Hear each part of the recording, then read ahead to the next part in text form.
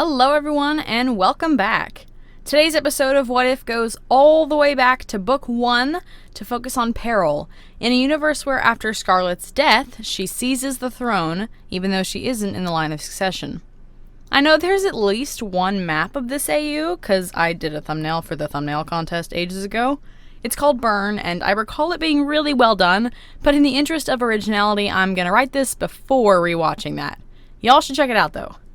Also, just a heads up, this is probably one of my favorite what ifs I've done, and it gets very dramatic. Peril had always been isolated. Her whole life, thanks to her fire scales abilities, dragons had feared and avoided her. The only dragon who'd ever looked out or cared for her was Queen Scarlet, who didn't hate her fire scales but loved them. Then she met Clay, who didn't seem to hate her, but he certainly didn't love her scales like Scarlet did. And then one of his friends killed Queen Scarlet, and Clay chose to leave instead of staying with her. She thought that the two of them could be friends, but he'd ruined her life and then gallivanted off into the sunset, leaving Peril alone in a kingdom who hated and feared her. Even her mother left her. She'd asked Peril to come with her instead of coming to Peril. That made twice her mother had abandoned her. In the panicked aftermath of Queen Scarlet's death, Peril retreated to her room. Not to hide, simply to process, of course. Burn and her Sandwings disappeared. Vermilion and Ruby took emergency control, both working to find the Dragonets of Destiny, even though, technically, Ruby was now queen against all odds. For the first time, Peril felt uneasy about her place. Scarlet had loved her. Everyone else hated her. What if they tried to cast her out? Or kill her? Peril knew she was the best fighter in the kingdom, probably on the continent, but she knew she could still be killed. What would Peril do? Where would she go? At least here she saw other dragons, even if they were scared of her. She spent the entire night awake, brooding and considering her options, until finally something occurred to Peril. Dragons feared Scarlet too, even if they would never admit it. Peril had always seen the layer of fear in their eyes and under their words when they were in the Queen's presence. But Scarlet, of course, never had to worry about being cast out. She had power. Well, Peril had power too. And if dragons already feared her, why not use that to her advantage? Dragons who feared Scarlet pretended to love her to her face. Peril craved that attention, that validation. She hissed a stream of smoke as she settled down, cushioning her snout on her talons and staring through her walls as she continued thinking. The next morning, in an action unprecedented in remembered history, a lone, non-royal dragon stormed the Skywing Palace, dueled the queen for the throne, and won. Peril demanded Ruby duel her, and when the new queen refused, she attacked anyway. Of course, Peril won, and when she stood over the charred body of the last female Skywing royal, she declared herself queen, and nobody felt brave enough to deny her. For Peril, this marked the beginning of a new life for her. Now, dragons listened when she spoke, bowed when she entered a room. Of course, she felt the glares that followed her like cobwebs, coming from dragons when they thought she wasn't looking. But Peril could focus on the adulations instead, and on finding anyone brave enough to go further than glaring. The arena fights stopped almost entirely. Peril simply disposed of the remaining prisoners, seeing no reason to continue the daily fights when there was no Scarlet around to impress anymore.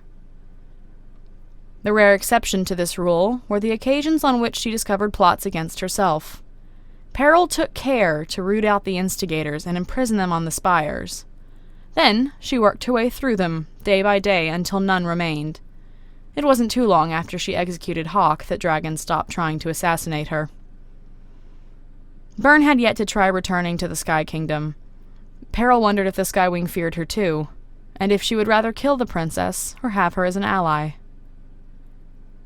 But one thing that Peril found and could not forget was that they had never found Queen Scarlet's body. As much as she liked the adoration and the power, Peril didn't really think of herself as a queen. Scarlet was the queen, the only queen, the true queen.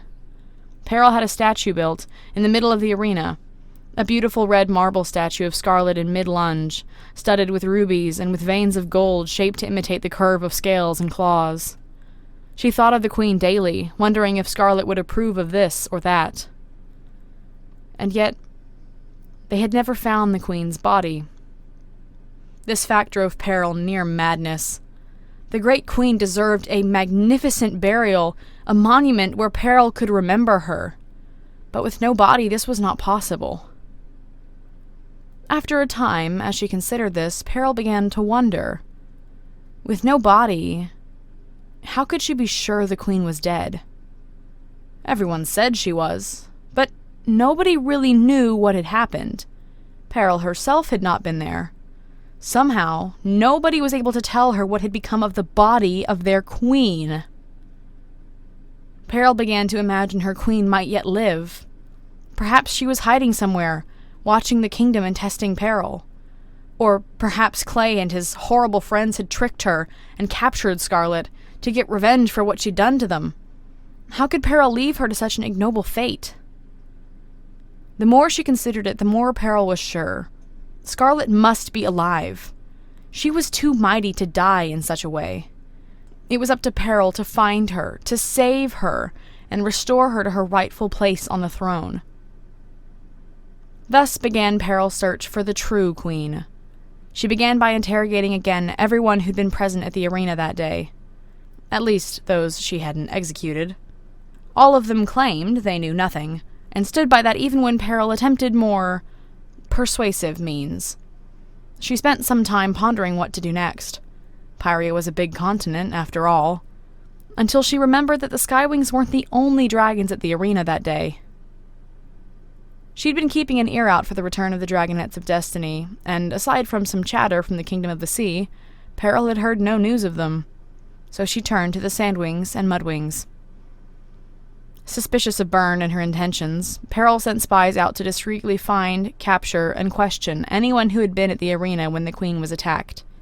It took some time for news to come, but when it did, Peril felt a fierce burn of vindication fuel the fire in her scales. According to a low-ranking soldier one of her spies had captured and interrogated, Scarlet had indeed been captured and taken by someone, but not, in fact, the Dragonets of Destiny. By her own proclaimed ally, the false traitor Byrne. When news of this reached her, Peril was filled with an all-consuming rage. Byrne had come to them for aid in her war, and then had the nerve to turn on them. She dared to capture the Skywing Queen and bring her back to her own fortress. Peril made up her mind about Byrne then. She didn't need a traitor for an ally. But traitors made for excellent executions, as her queen had taught her many years ago. With this in mind, she led the Skywing army to the desert, heading for Byrne's stronghold. Peril attacked from the front lines, because unlike many queens, she was the most dangerous thing on the battlefield at all times, with no exceptions. It was almost laughably easy to smash through Byrne's defenses, to corner the dragon herself, spitting with rage in a hall where she'd been sitting around a table full of reports. At first, Byrne denied having done anything. Then, she refused to tell Peril where Scarlet was. Finally, with both of Peril's talons pressed firmly to her wide, pale wings, she admitted that Scarlet was in her tower of oddities. Peril turned her back on the Sandwing traitor, stalking away to find her queen. "Bring her," she instructed coldly, sweeping out of the hall. Peril's final act as queen was to return the throne to the true queen. Scarlet, face scarred and gnarled, was different, but her joy at seeing Peril was exactly as the fire-scales Skywing had envisioned it for so long. Queen Scarlet even granted Peril's final request, to be allowed to execute Byrne herself, in the sand of the arena. It was a pathetic death for a pathetic traitor, and Peril left her corpse smoking before the statue of Queen Scarlet that she'd erected. Life returned to normal. Peril's queen was back, to love her and cherish her, to call her champion when others hated her and lied. Even if Scarlet had changed, she was still perfect to Peril. Others still feared Peril, in a new way. They had discovered that she was not some tame dog to be sneered at. She wouldn't hesitate to attack anyone who didn't show her respect anymore. Dragons would fear her, but she would also make them love her, at least to her face. Exactly 1 month after she rescued Queen Scarlet, Peril was taking dinner with the Queen. It was a tradition of theirs, eating dinner together in solitude every so often. These dinners were perhaps the highlight of Peril's life. Undivided attention from the dragon who loved her the most. "I have a gift for you, my champion," Scarlet purred in her new, hoarse voice, leaning on the table with slitted eyes. Peril's tail twitched with interest. "Do you?" she asked politely, wondering what her queen might see fit to gift her with. "Something to show my appreciation for your new ambition," the queen said. She reached beneath the table and clutched a sturdy wooden box. "A new friend of mine suggested it." Interest piqued, Peril stared intently at the box. She couldn't open it, but what could be inside? Something she could eat? Something to adorn her room? It couldn't be jewelry or armor. Apparently satisfied with Peril's anticipation, Scarlet slowly slid the box forward, before whipping the lid off and flinging herself backwards. Peril, shocked at the queen's behavior, didn't notice the snake lunging angrily from the box. Its enraged hiss filled her ears for a moment, right before she felt needle-sharp fangs digging into her neck. Peril reared back in greater shock, shrieking as a fire horribly unlike her own began burning through her blood. The snake had shriveled already, burnt to a crisp, but in the split second before it had died, it had already bitten her. Peril shrieked again in shock and pain. She'd never been so hurt before, and for this to come from her own queen. Scarlet had betrayed her. "A perfect gift for you," Scarlet hissed softly, leaning on the table and watching Peril thrash with agony. "You understand, my champion. I never wanted you to have such aspirations. My new ally, you may have heard of her, her name is Blister. She had intended this gift for her sister, but since my weapon took care of Burn, she thought it proper to gift me hers in return." Peril howled again, collapsing to the floor.